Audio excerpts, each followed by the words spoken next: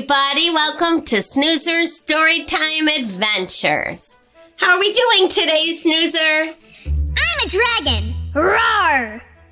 You're a dragon? I'm just pretending, Mrs. Hamilton. Oh, my goodness. I think you're in the mood for some sort of fiction story. I have one that I could read you.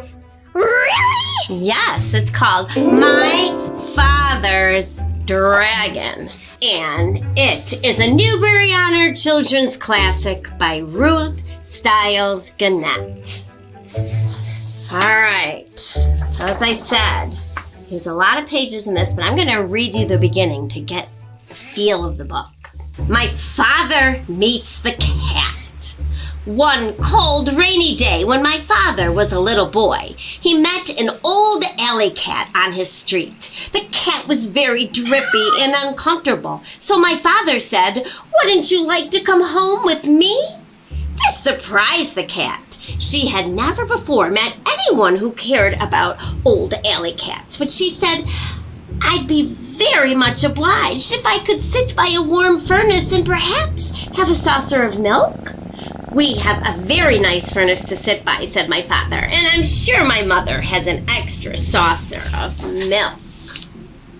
My father and the cat became good friends, but my father's mother was very upset about the cat. She hated cats, particularly ugly old alley cats.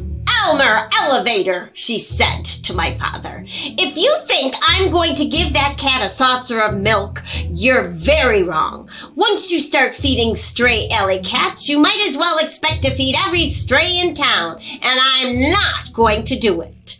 This made my father very sad, and he apologized to the cat because his mother had been so rude. He told the cat to stay anyway, and that somehow he would bring her a saucer of milk each day. My father fed the cat for 3 weeks, but one day his mother found the cat's saucer in the cellar, and she was extremely angry. What do you think, Snoozer? Do you think that you would take that cat home and feed it? I would because I really like kitty cats. I do too. All right, so the boy becomes good friends with the cat, and the mom says that he can't stay there, but he still finds a way to get together with the cat. And one day they're walking through the woods, and the father says, "When I grow up, I'm going to have an airplane. Wouldn't it be wonderful to fly just anywhere you might think of?" "Would you like to fly very, very much?" asked the cat. "I certainly would. I'd do anything if I could fly." "Well," said the cat, "if you'd really like to fly that much, I think I know of a sort of a way you might get to fly while you're still a little boy." "You mean you know where I can get an airplane?" "Well, not exactly an airplane, but something even better. As you can see, I'm an old cat now, but in my younger days, I was quite a traveler. My traveling days are over, but last spring I took just one more trip and sailed to the island of Tangerina, stopping at the port of Cranberry. Well, it just so happened that I missed the boat, and while waiting for the next, I thought I'd look around a bit." I didn't know cats could talk. Well, apparently they do in this story, because this is a fiction story. It's just a fun fantasy story. I wish cats talked to me. I know, I do too. I wish all the animals could speak. I was particularly interested in a place called Wild Island, which we had passed on our way to Tangerina. Wild Island and Tangerina are joined together by a long string of rocks, but people never go to Wild Island because it's mostly jungle and inhabited by very wild animals. So I decided to go across the rocks and explore it for myself. It certainly is an interesting place, but I saw something there that made me want to weep. Do you know what weep means? Weep? Weep? Nope. Well, weep means to cry. So the cat saw something that made him very, very sad. And what he saw was a dragon fall from the sky because its wing was broken And do you know what they did to that dragon? Did they give him food? No, they did not give him food. They tied him up around his neck, and they used the dragon to go from one side of the island to the other because there was a big river right running through it. Why would they do that? Well, I guess they didn't feel like walking, and they found a mighty fast way to do it by using the dragon. So, the cat comes up with a plan, and he tells the boy, maybe you should go to this island so you can save the dragon and get a chance to fly as well. What a good idea! All right, so they plan this adventure that they're going to go to the island. Well, not the cat, just the boy. The cat is too old, of course. So the boy packs his sack, and he packs it with some very interesting things. And these things are going to be very important as the story goes on. Do you want to know what he packed? Yes! Of course I do! All right, these are the things that he packed in a sack. He took chewing gum, 24 pink lollipops. Do you know how many 24 would be? 12 is 1 dozen. Mm-hmm. 2 dozen is 12 plus 12. I don't know. It's 24. Oh yeah, I remember that. Silly snoozer. Yes, 12 plus 12 is 24. So he brought his chewing gum, 24 pink lollipops, a package of rubber bands, black rubber boots, a compass, a toothbrush, a tube of toothpaste, 6 magnifying glasses, a very sharp jackknife, a comb, a hairbrush, 7 hair ribbons of different colors, an empty grain bag with a label saying cranberry, some clean clothes, and enough food to last while he was on the ship. And he couldn't live on mice, so he took 25 peanut butter and jelly sandwiches and 6 apples, because that is all the apples that he could find in his pantry. Oh my goodness! He would really need a big baggie to carry all that stuff. I think he did. So he used a knapsack and then climbed on board the ship that was going to take him to find the dragon. How long did he travel for? Many days and many nights. All right, but he finally makes it. He hops into that bag that he had that said cranberry on it, and he got dropped off in the right spot by the sailors. And here's a picture of the island. So here's Wild Island, and it has a river that goes all the way through it. But if you're on one side of the island and you want to get to the other side, you have to walk all the way around the river, and people don't want to do that. So that's why they use the dragon to fly across. All right, so he goes across, and he meets many, many, many different animals. He meets some mouse. He meets some tortoises. I met a tortoise one time. Did you? Yes. There's all kinds of animals in here, and they say that this is a very dangerous place. But somehow the boy outwits them all using some of the things in his sack. There's 2 boars who are very, very suspicious of different things they keep finding. Then he meets some tigers, but somehow manages to distract them. And then he meets a rhinoceros who says he's going to eat him, but somehow the boy outwits him too, using something from that sack. Then he meets a lion, who he manages to distract with something from his sack. And then he meets a gorilla.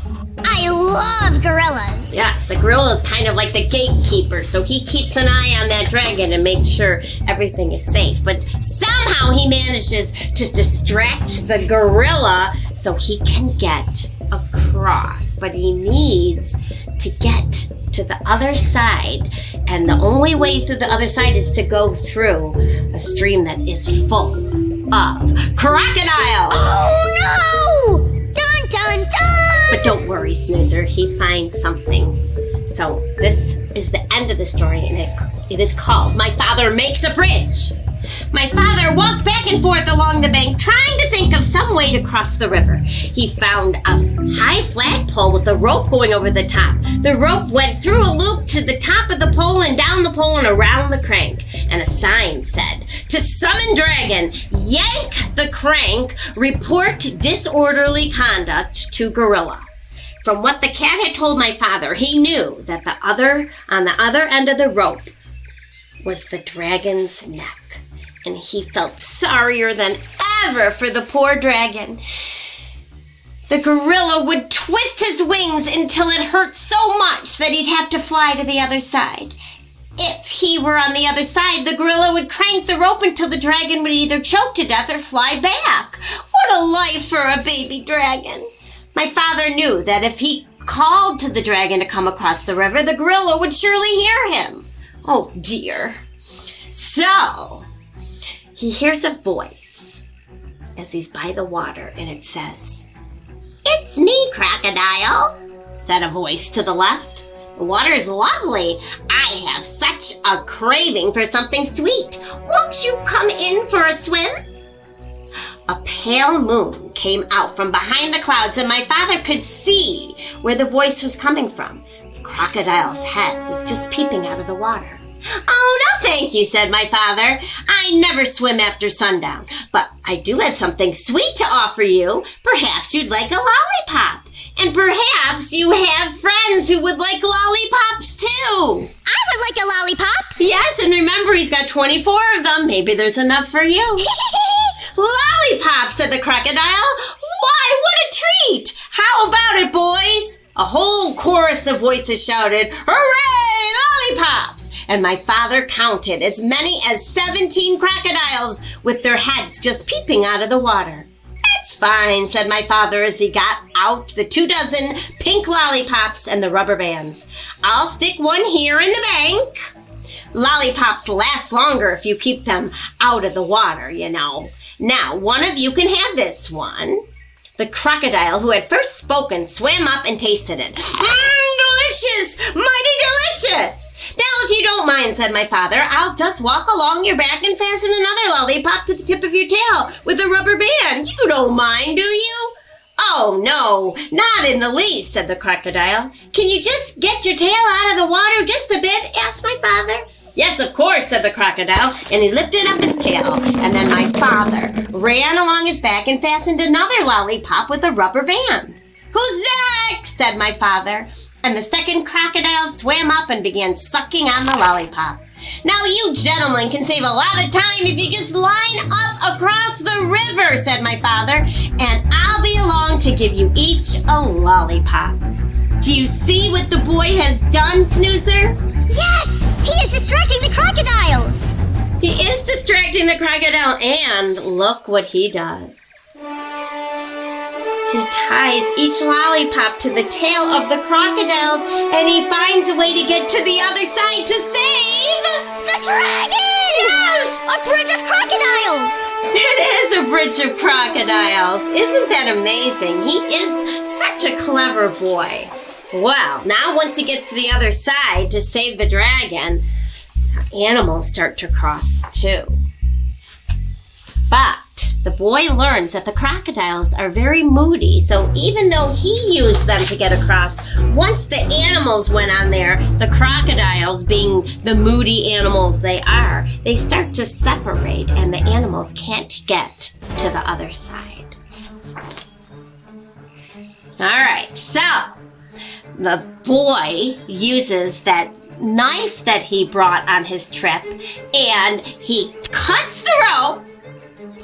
And when they saw that the animals couldn't get to them, they laughed themselves weak because it was such a silly sight. As soon as they recovered, my father finished cutting the rope, and the dragon raced around in circles trying to turn a somersault. He was the most excited baby dragon that ever lived. My father was in a hurry to fly back, and when the dragon finally calmed down a bit, my father climbed onto his back.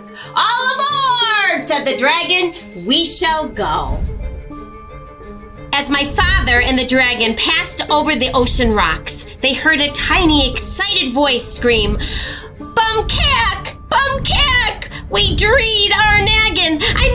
We need our dragon!" But my father and the dragon knew that nothing in the world would ever make them go back to Wild Island. Was he flying on the dragon? Yes, and look, he wanted to fly and he gets to fly. And he saves the dragon in the end. So he helped the dragon and he helped himself make his wish come true. I love that story. And you know what? What? I actually met some of those animals in real life. And one time, I got to feed a rhinoceros. You are kidding me. Now I really want to finish the book.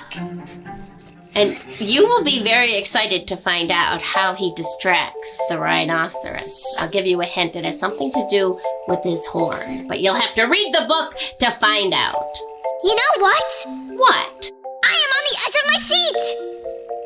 You look like you are on the edge of your seat. And there's also a sticker on here that says it's a Netflix film. So after you read the book, maybe we can watch that on Netflix.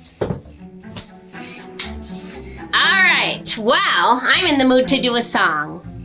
And I think I'm going to kind of make up something that has to do with that story about a boy. And he's searching for a dragon. All right, do you want to hear it? Yes. All right, it goes like this. The boy went searching for a dragon, a dragon. The boy went searching for a dragon, a dragon. He wanted to fly across the sky, so he searched and searched for a dragon nearby. Oh, the boy went searching for a dragon, a dragon, a dragon. The boy needed to get across the river, the river. The boy needed to get across the river, the river. He used some crocs and some lollipops to make a bridge and get across. And he saved himself and the dragon, the dragon, the dragon. Is it over? Yes, it's over. I really enjoyed that song.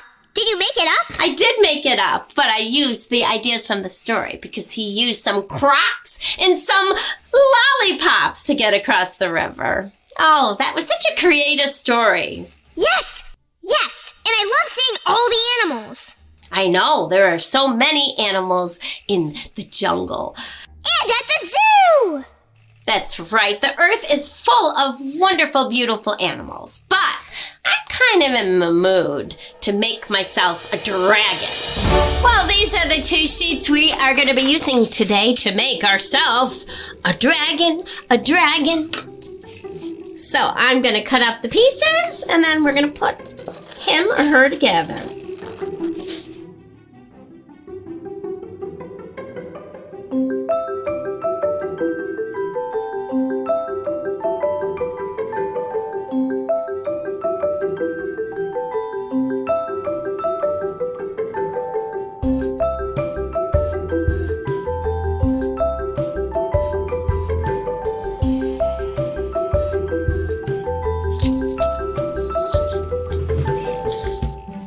Okay.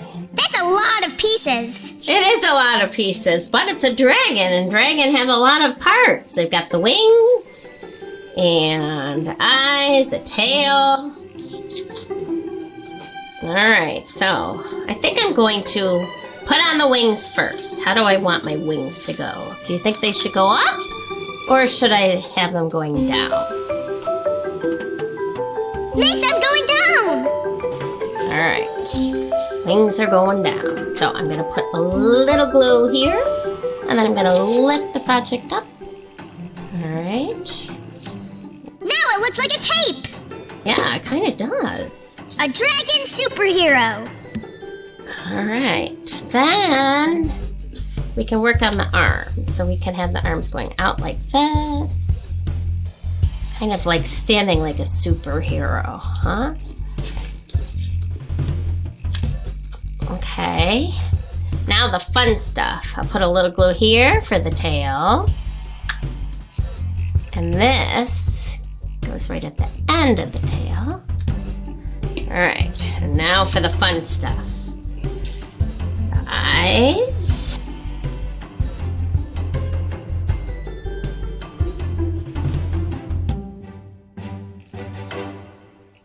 What do you think? How do you like my dragon? I love this dragon.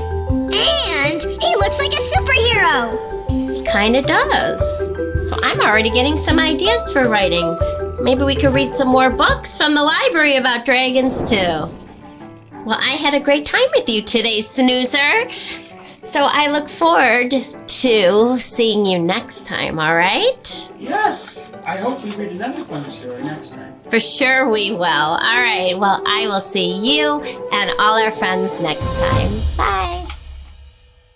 Hi, boys and girls. Would you like to do the Mrs. Hamilton craft just like me? Guess what? You can! Head to your local library for all the materials that we use in the craft. Plus, we have